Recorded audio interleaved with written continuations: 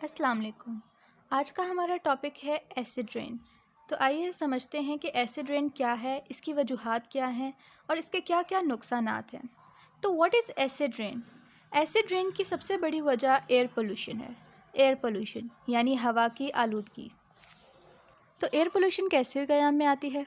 जब भी कोई ईंधन या फ्यूल जलता है तो उसकी बर्निंग की वजह से कुछ डेंजरस केमिकल्स या गैसेस रिलीज़ होती हैं, और वो गैसेस या वो छोटे पार्टिकल्स जो कि डेंजरस होते हैं वो जाकर हवा में जाते हैं, और वहाँ पर जाकर वो क्लाउड्स में मौजूद जो स्मॉल वाटर ड्रॉपलेट्स, पानी के छोटे छोटे कतरे होते हैं, उनके साथ जाकर रिएक्ट कर जाते हैं, और इनके नतीजे में हमारे पास सल्फ्यूरिक एसिड और नाइट्रिक एसिड के कंपाउंड्स हवा में बन जाते हैं।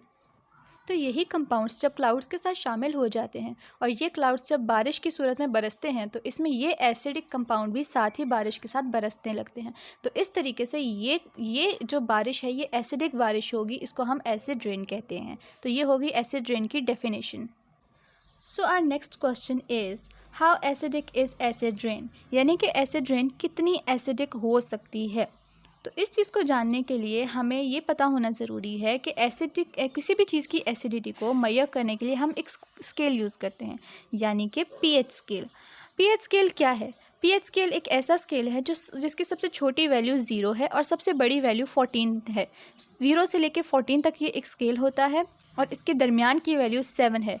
किसी भी चीज़ की वैल्यू अगर 7 आती है तो वो चीज़ न्यूट्रल होगी, और अगर इसके पीछे जाते जाएं तो वो जितनी पीछे जाती जाएगी यानी 0 की तरफ तो वो चीज़ उतनी ही एसिडिक होती जाएगी, और जितनी ही 7 से आगे 14 की जानिब बढ़ेगी वो उतनी ही बेसिक या अल्कलाइन होगी। बेसिक या अल्कलाइन होने का मतलब है कि वो एसिडिक से बिल्कुल अपोजिट होगी। तो हमारे पास न्यूट्रल चीज़ क्या है? पानी। पानी हमारे पास एक न्यूट्रल चीज़ है जिसकी वैल्यू ऑलमोस्ट 7 है, जिसकी पीएच की वैल्यू 7 है। ठीक है, तो अब एसिडिक रेन की हमारे पास पीएच कितनी है हम इसको जानते हैं। एसिडिक रेन की जो पीएच वैल्यू अब तक मुहैया की गई है वो लगभग 4 के करीब है, और बहुत से केसेस में ये 2 पर भी गई है। लेकिन ये इतनी ज़्यादा एसिडिक नहीं है क्योंकि हमारे पास इससे भी ज़्यादा एसिडिक चीज़ें मौजूद हैं। तो ये आखिर इतनी ज़्यादा एसिडिक क्यों नहीं है? वो इस वजह से क्योंकि हमारे पास हवा में बहुत से ऑक्साइड्स मौजूद होते हैं। जब ये उन ऑक्साइड्स के साथ रिएक्ट करती है तो इसकी जो एसिडिक नेचर होती है वो थोड़ी सी कम हो जाती है। तो इसलिए जो सबसे कम हमारे पास एसिडिक देखी गई है वो है एसिड रेन, वो 2.2 रिकॉर्ड की गई है, जो कि सिर्फ इतनी ही एसिडिक है जितना कि एक लेमन जूस। लेकिन फिर हम एसिडिक रेन से इतना डरते क्यों हैं? हम क्यों कहते हैं कि एसिड रेन हमारे लिए डेंजरस है, बुरी है? इसके क्या साइड इफ़ेक्ट्स हैं? तो आइए अब हम इसकी जानिब भी बढ़ते हैं। So what are the effects of acid rain? अब हम एसिड रेन के इफ़ेक्ट्स को पढ़ेंगे। एसिड रेन ये नहीं कि जिस जगह पर यहाँ पर पोल्यूशन है वहीं पर एसिड रेन होगी। एसिड रेन के असरात एक बरे-आज़म से दूसरे बरे-आज़म में भी जा सकती है, क्योंकि हवा एक ऐसी चीज़ है जो कि सिर्फ एक जगह तक लिमिटेड नहीं है, वो एक जगह से दूसरी जगह पर मूव करती रहती है।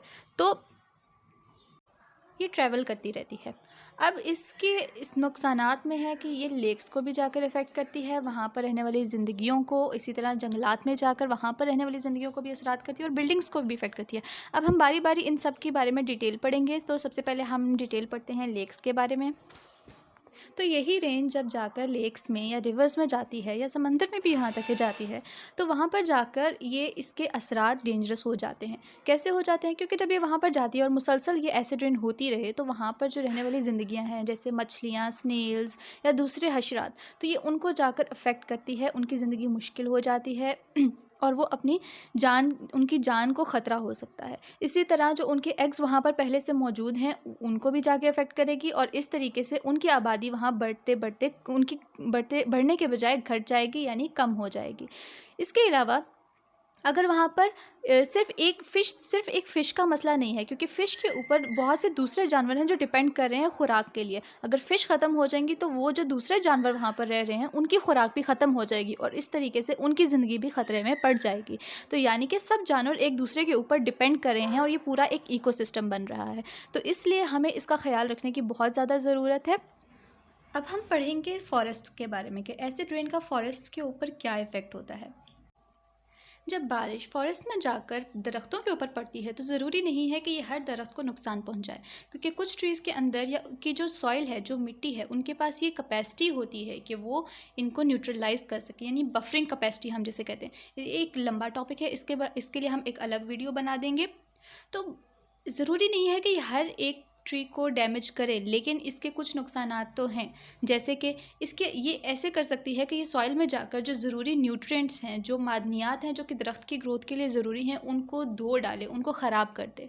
इसके अलावा ये एलुमिनियम के कंपोनेंट्स को रिलीज़ कर सकता है। और तीसरी इसका जो बहुत इंपॉर्टेंट डैमेज है, जो डेंजरस है, वो ये है कि ये उनके लीव्स को जाकर, उसके ऊपर एक प्रोटेक्टिव कवरिंग होती है लीव्स की, एक वैक्सी मटेरियल होता है, ये उसको जाकर डैमेज कर देता है। तो इसका नुकसान क्या हुआ? क्योंकि हमें पता है कि जो ट्रीज़ हैं, जो भी प्लांट्स हैं, वो उनकी खुराक फोटोसिंथेसिस के प्रोसेस से अमल में आती है, और फोटोसिंथेसिस होने के लिए लीव्स का होना ज़रूरी है, ठीक है, क्योंकि उसके अंदर क्लोरोफिल मौजूद होता है, जो कि फोटोसिंथेसिस के लिए बहुत ज़्यादा इंपॉर्टेंट होता है। तो इसलिए जब हमारे पास ट्री डैमेज हो जाएगा, उसके लीव्स डैमेज हो जाएंगे, तो इस वजह से उसकी ग्रोथ अफेक्ट हो जाएगी। इन शॉर्ट हम ये कह सकते हैं कि ट्री आहिस्ता आहिस्ता कमज़ोर पड़ना शुरू हो जाएगा, और उसके ऊपर दूसरे किस्म की जो बीमारियां हैं वो बहुत आसानी से हमला आवर हो सकती हैं, जिसके नतीजे में दरख्त कमज़ोर हो सकता है, और इस तरह दरख्तों की कमी की वजह से जंगलात को बहुत ज़्यादा नुकसान पहुंच सकता है। एसिड रेन लेक्स और फॉरेस्ट्स के अलावा बिल्डिंग्स को भी नुकसान पहुंचा सकता है। जी हाँ, बिल्डिंग्स को भी नुकसान पहुंचा सकता है। वैसे तो बिल्डिंग्स बहुत सी वैसे भी क्लाइमेटिक चेंजेस की वजह से ख़तरात के सामना करती रहती हैं, और उनके ख़राब होने का अंदेशा मौजूद होता ही है। लेकिन अनफॉर्चुनेटली एसिड रेन का अमल ऐसा अमल है जो इस प्रोसेस को ख़राब होने में बहुत जल्दी मदद करता है। इरोजन के प्रोसेस को जल्दी कंप्लीट कर देता है। इरोजन का प्रोसेस यानी ख़राब होने का अमल। इसमें सबसे ज़्यादा ख़तरा उन बिल्डिंग्स को होता है जो लाइमस्टोन और सैंडस्टोन से मिलकर बनी होती हैं, और इसकी सबसे बड़ी मिसाल हमारे सामने आगरा में मौजूद ताजमहल की है, जो कि अब आहिस्ता आहिस्ता ख़राब हो रही है। तो अब हम इसकी हिस्ट्री को भी थोड़ा सा जान लेते हैं कि ये कहाँ से आई। तो इसके बारे में, इस मसले का सबसे पहले जो आगाज़ हुआ था, आगाज़ तो खैर पहले ही हो चुका था, लेकिन जब ये लोगों के नोटिस में आई थी तो वो तब 1950s का टाइम था, और लोगों ने इस प्रॉब्लम को रियलाइज़ किया, और उन्होंने सबसे पहले वो जिस नतीजे पर पहुंचे, और वो ये था कि इसकी जो मेन वजह है वो ब्रिटेन और नॉर्थर्न यूरोप की कंट्रीज़ हैं। और क्योंकि हवा एक जगह पर नहीं रहती, एयर पोल्यूशन जहाँ पर बन रही है उस एरिया की हवा एक जगह से ट्रांसफ़र होकर वक्त के साथ साथ दूसरी जगह पर चली जाती है, इसलिए इसका नुकसान दूसरे कंट्रीज़ को उठाना पड़ा, जिसमें सबसे मेन कंट्री जो है वो नॉर्वे है। कहा जाता है कि नॉर्वे की 90% जो पोल्यूशन है उसकी वजह दूसरे कंट्रीज़ हैं, और जिसमें 16% हिस्सा ब्रिटेन का है। तो चलिए अब हम ये जानने की कोशिश करते हैं कि इस मसले को रोकने के लिए गवर्नमेंट अभी क्या कर रही है, और आगे क्या मज़ीद इक़दामात कर सकती है।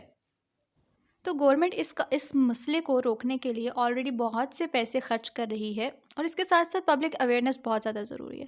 जैसे कि गवर्नमेंट का एक बहुत बेहतर कदम ये हो सकता है कि वो इलेक्ट्रिसिटी को प्रोड्यूस करने के लिए कोई दूसरे ऑल्टरनेट्स हो सकते हैं, जैसे कि फॉसिल फ्यूल्स के अलावा।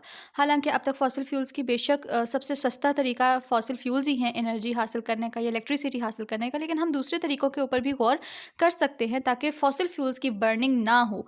इसी तरीके से हम ये कोशिश कर सकते हैं कि गाड़ियों को अवॉइड करके अपने छोटे मोटे इस्तेमाल के लिए आगे, यानी कि नज़दीक के करीबी जगहों पर जाने के लिए बाईसाइकिल्स का इस्तेमाल आम करें, जो कि हमारी एक्सरसाइज के लिए भी ज़रूरी है, और इसके साथ साथ इस माहौल दोस्त ये व्हीकल्स हैं। और इसके अलावा गवर्नमेंट को चाहिए कि वो सिर्फ अपनी आवाम में ये शऊर पैदा करे कि हम फालतू लाइट्स ऑफ रखें, एनर्जी की कंजम्पशन कम से कम रखें, और बिजली का हिफाजत करें, और अपनी एनर्जी की हिफाजत करें, ताकि हम पोल्यूशन से बच सकें, अपनी हवा को आलूदगी से बचा सकें, और एक पाक साफ़ माहौल बनाने में कामयाब हो सकें। आई होप आपको आज की हमारी ये वीडियो लेक्चर पसंद आया है। अगर आपको ये वीडियो लेक्चर पसंद आया है और आप चाहते हैं कि हम मज़ीद ऐसी ही वीडियोज़ बनाते रहें, तो हमें कमेंट सेक्शन में ज़रूर बताइए। Thank you, and like, share and subscribe.